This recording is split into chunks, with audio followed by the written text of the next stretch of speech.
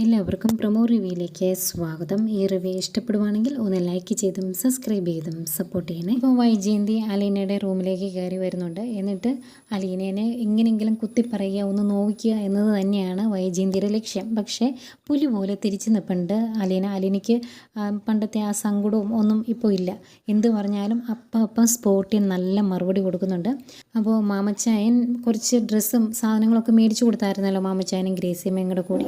അപ്പം അത് കണ്ടിട്ടങ്ങ് സഹിക്കുന്നില്ല വൈജയന്തി. അതിനെപ്പറ്റിയാണ് ചോദ്യങ്ങളൊക്കെ. ഏതായാലും അലീന ഇങ്ങനെ പറയുന്നുണ്ട്, മനസാക്ഷിയും സ്നേഹവും ഒക്കെ ഉള്ളവർ അങ്ങനെയുള്ള കുട്ടികളെ എടുത്ത് വളർത്തുമെന്ന് പറയുന്നുണ്ട്. നമ്മുടെ രേവതിക്കുട്ടിക്ക് അവിടെ വളരെ സ്വാതന്ത്ര്യവും സന്തോഷവും ഒക്കെ കൊടുക്കുന്നുണ്ടല്ലോ അവർ. അതിനെപ്പറ്റി ആയിരിക്കും സംസാരിക്കുന്നത്. ഏതായാലും ഇങ്ങനെ ഉപേക്ഷിക്കപ്പെടുന്ന കുട്ടികളെയാണല്ലോ എടുത്ത് വളർത്തുന്നത്. അങ്ങനെ പറഞ്ഞ പല കാര്യങ്ങളും വൈജയന്തിക്ക് കൊള്ളുന്നത് കൊണ്ടാവാം വൈജയന്തി തിരിച്ചു പറയുവാണ്, അങ്ങനെ ഏതോ ഒരുത്തിക്ക് കിട്ടിയ സമ്മാനമല്ലേ ഈ നിൽക്കുന്ന നീയുമെന്ന്.